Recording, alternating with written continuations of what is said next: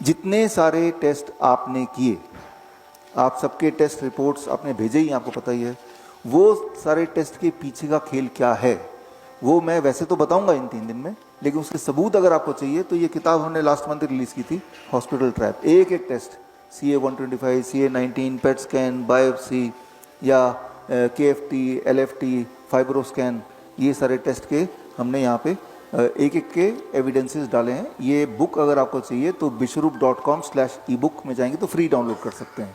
मेरी सारी किताबें फ्री डाउनलोड है, उनमें से ज़्यादा ज़रूरी किताबों को फिजिकली आपको देंगे भी इन 3 दिन में, राइट, ले जाने के लिए। That is part of the programme, है ना।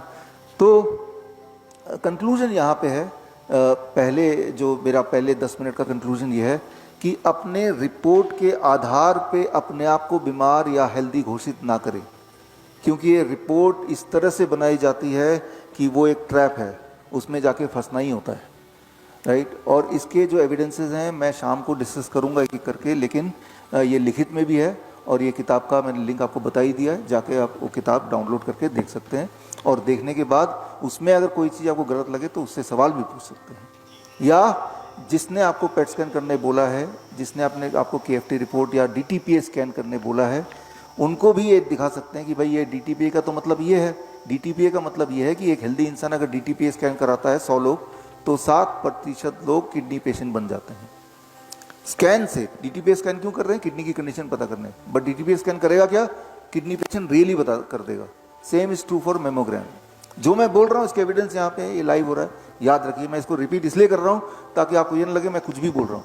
कुछ भी नहीं बोल सकते इसमें, खासतौर पर जब ये पब्लिक हो रहा है, राइट। तो हमारे हॉस्पिटल में भी DTPA स्कैन है, राइट। कई बार हमारे जो नए डॉक्टर आते हैं वो रिकमेंड कर देते हैं, तो हम इसीलिए डायरेक्ट मैं पेशेंट से बात करता हूँ, बोलता हूँ कि किसी भी हालत में कोई डॉक्टर बोले, यहाँ का डॉक्टर बोले DTPA स्कैन मत कराना। और क्यों नहीं कराएं, एविडेंस यहाँ देख लो, शाम को मैं डिटेल में बताऊंगा ही, राइट।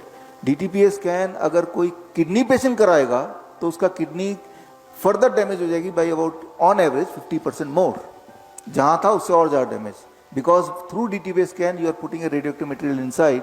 और रेडियोएक्टिव मटेरियल क्या कर सकती है तो क्लास 8वीं में आपने पढ़ा है, नहीं तो दोबारा पढ़ लीजिए, है ना। तो कंक्लूजन यहाँ पे, पहला कंक्लूजन आपका आज का जो पहला कंक्लूजन है, जिस पे चर्चा शाम को भी चलेगी, आपके सवालों के बाद भी चलेगी, लेकिन पहला कंक्लूजन मैं ये बोलना चाह रहा हूँ कि अपने टेस्ट रिपोर्ट को आधार मत बनाइए ये डिसाइड करने के लिए आप ठीक हुए कि नहीं हुए। तो आधार किसको बनाए? अपने शरीर की सिम्टम को। मान लो आपके चेस्ट में पेन है, राइट, तो कैसे पता चलेगा आप ठीक हो गए? जिस दिन वो पेन चला जाएगा। मान लो आपको बार बार इनहेलर लेना पड़ता है, नहीं तो आपकी सांसें फूलती हैं, सांसें नहीं आती हैं, तो कैसे पता चलेगा आप ठीक हो गए? जब इनहेलर की जरूरत नहीं पड़ेगी। तो क्लियर है, इसमें टेस्ट की कोई और रेफरेंस की जरूरत नहीं, you don't need any more reference, है ना। मान लो आपके पैरों में सूजन है, किडनी असली में खराब है, तो पैरों में सूजन है, यूरिन आउटपुट कम हो रहा है, पेशाब में झाग आ रहा है, तो कैसे पता चलेगा किडनी ठीक हो गई? जिस दिन आप देखेंगे पैरों में सूजन नहीं है, यानी कि ठीक हो गई होगी। जिस दिन देखेंगे यूरिन आउटपुट आपका बढ़ गया है, पेश और झाग आना बंद हो गया है, तो इसका मतलब ठीक हो गए होंगे, है ना। तो आधार क्या बनाइए, आपका शरीर भी आपको डायग्नोस्टिकली बता रहा है बार बार कि वो क्या फील कर रहा है, उसको पहचानिए, राइट। और अगर आपके अंदर ऐसी कोई सिम्टम अभी नहीं है तो इसका मतलब आपने यूं ही पे करके यहाँ भर्ती हो गए, ठीक है ना। अच्छा है हमारे लिए, राइट, कि आपको ऐसा लग रहा है कि आप ऐसे हैं कुछ पेशेंट, राइट, जो पेशेंट हमारे हिसाब से तो नहीं है, लेकिन वो उन्होंने ऐसा सोचा कि वो पेशेंट है तो वो यहाँ पे आए। अच्छी बात है, आपको कुछ एजुकेशन मिल जाएगी, है ना। यहाँ पर भी हम आपको 5 दवाइयाँ देंगे, 3 मुख्य दवाइयाँ देंगे और 2 इमरजेंसी दवाइयाँ देंगे, और जिससे आप ठीक होंगे। 5 दवाइयाँ यहाँ से आपको लेके जानी। दवाइयाँ हमने कल से देना शुरू कर दिया। वो 5 दवाइयाँ क्या क्या है वो मैं आपको बताने जा रहा हूँ, राइट। दवाइयों से पीछे छुड़ाने के लिए, बीमारी से पीछे छुड़ाने के लिए भी आपको 3 मुख्य दवाइयाँ सभी को लेनी है और 2 इमरजेंसी दवाई। इमरजेंसी मतलब जो ज़्यादा बीमार है, कोई ऐसा पेशेंट है जिनको भयंकर पेन है, कैंसर के पेशेंट हैं, कोई ऐसा पेशेंट है जिनको बॉडी में भयंकर स्वेलिंग है, यूरिन आउटपुट ही नहीं है या बहुत कम है, तो उनको हम इमरजेंसी दवाई। कोई ऐसा पेशेंट है जिनको बहुत ज़्यादा फीवर है, फीवरिश है, बहुत कमज़ोर है, उनको हम इमरजेंसी दवाई देते हैं, उनके बारे में बात करेंगे। तो जो जो हम आपको देंगे या दे रहे हैं वो क्या है, उसके पीछे का साइंस क्या है, वो भी मैं आपको अभी बताने लगा हूँ, राइट। तो अगले 72 आवर में जो दवाइयाँ आपको मिलेंगी उनमें सबसे महत्वपूर्ण दवाई, सबसे महत्वपूर्ण है इसलिए सबसे पहले बता रहा हूँ, सबसे पावरफुल दवाई जो हर हाल में सभी को लेना ही लेना है, right, that is time as medicine. ये एक दवाई है जो हमेशा काम करती है, और मैं अपने 100% पेशेंट को बोलता हूँ कि भाई कुछ नहीं करो, ये तो कर ही लो, और ये जब करेंगे तो इसी से रिजल्ट मिल जाना है। धीरे धीरे बीपी नीचे आएगा, धीरे धीरे शुगर नीचे आएगा, धीरे धीरे बॉडी की स्वेलिंग चली जाएगी, धीरे धीरे वीकनेस चला जाएगा, ब्रेथलेसनेस धीरे धीरे कम होने लगेगा, पेन धीरे धीरे कम होने लगेगा, नींद बढ़िया होने लगेगी, कॉन्स्टिपेशन छूटने लगेगा। जो मुख्य मुख्य बीमारियों के सिम्टम होते हैं, time as medicine, right. Time as medicine क्या है, इसे समझने की जरूरत है थोड़ा। अब देखिए, इसके लिए आपको ना बॉडी का सर्केडियन क्लॉक समझना पड़ेगा। बॉडी का सर्केडियन क्लॉक क्या होता है, इसके लिए जो घड़ी क्लॉक क्या होता है ये तो हमें पता ही है, घड़ी को समझिए, सर्केडियन क्लॉक भी आपको समझ आ जाएगा। अब ये घड़ी आपके सामने आप देख रहे हैं, हमने इसमें थोड़ा बदलाव ये किया कि घड़ी के पीछे जो गियर होते हैं जिससे आगे के 3 कांटे चलते हैं, उसको हमने बस आगे लगा दिया। That is the only change I did, ताकि मैं आपको एक्सप्लेन कर पाऊँ। अब ये गियर जो है, जो बड़े वाले वो धीरे घूम रहे हैं, छोटे वाले ज़्यादा तेज घूम रहे हैं, एक पर्टिकुलर स्पीड से घूम रहे हैं, जिससे मिनट का और आवर का जो कांटा है वो अकॉर्डिंगली वो मूव कर रहा है, ये तो आपको पता ही है। अब इसमें से इतने सारे गियर में से कोई एक गियर को अगर मैं छेड़ता हूँ, लीवर वाले को छेड़ दिया, मतलब कम कर दिया, तो क्या बाकी में फर्क पड़ेगा? सब में फर्क पड़ेगा ना। किसी एक को भी अगर मैं छेड़ूंगा तो ओवरऑल सभी को कम ज़्यादा कुछ ना कुछ फर्क पड़ेगा, ओवरऑल जो टाइमिंग है वो गड़बड़ हो जाएगी। क्यों? क्योंकि ये सारे आपस में एक दूसरे का कनेक्टेड हैं, they all are connected with each other, right. तो इट डज नॉट मैटर कि भाई कौन सा वाला छेड़ रहा हूँ, बड़ा वाला छेड़ रहा हूँ, छोटा वाला छेड़ रहा हूँ, कितना मैटर ये करता है, कोई एक छेड़ेंगे तो everything will get disturbed. So that is how ये सारे इंटरलिंक्ड हैं, राइट। ठीक उसी तरह से हमारे बॉडी के सारे ऑर्गन्स हैं, हार्ट है, पेनक्रियाज है, किडनी है, इंटेस्टाइन है, लिवर है, they all are connected with each other, right. एक भी अगर छेड़ेंगे तो बाकी भी हिलेगा ही हिलेगा, ओवरऑल आप बीमार पड़ जाएंगे। That is how it is called circadian clock of the body. इसे कहते हैं circadian clock of the body. नाम याद मत रखिए, बॉडी क्लॉक बोल दीजिए, राइट। क्या करना है बस उतना याद रखना है, और वो यहाँ पे कर ही रहे हैं। इसको आसान शब्दों में ऐसे समझिए कि यहाँ पे ऑर्केस्ट्रा की पार्टी है, म्यूजिशियंस हैं, गिटार वाला है, बाजा वाला है, तबला वाला है, हारमोनियम वाला है, सारे लोग यहाँ पे हैं, बजा रहे हैं। अब जो आपको सुनाई दे रहा है वो that is called music, right.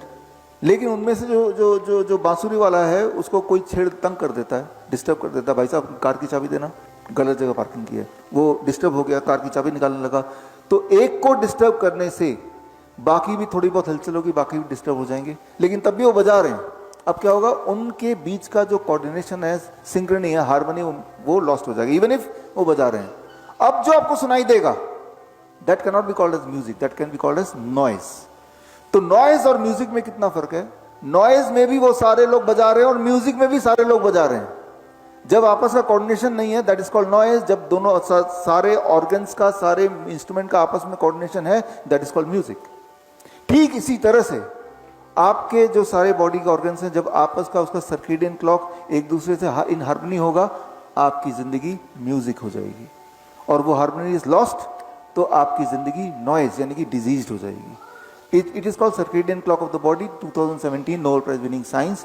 इसको हमारे बॉडी के आपस के जो कोऑर्डिनेशन है उसे कैसे ठीक करना है, उसे ठीक करते ही सारी बीमारियां ठीक होती हैं, और जब भी कोई बीमारी होती है उसके बिगड़ने से ही होती है, राइट। इसकी और डिटेल में जाना है तो ये किताब है, ये किताब bishru.com/ebook।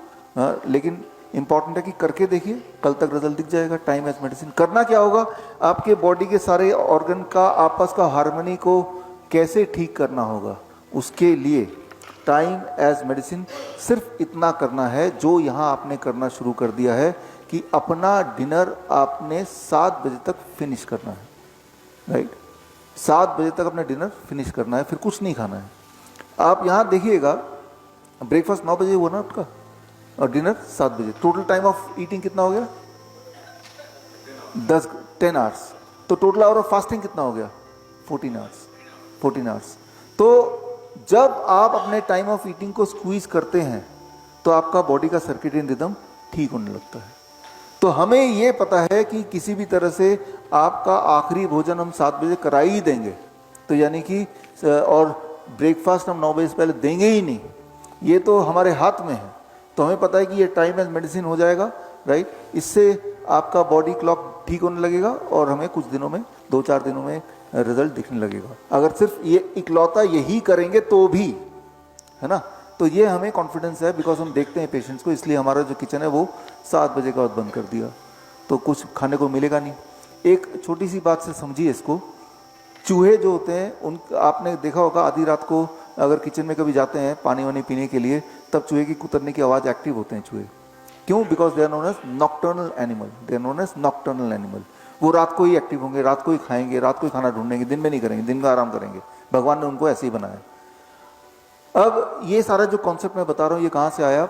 कई एक्सपेरिमेंट में, उनमें से एक एक्सपेरिमेंट बात करते हैं कि चूहे ले लिए गए खूब सारे, 100-50 चूहे एक ग्रुप, 50 चूहे दूसरे ग्रुप।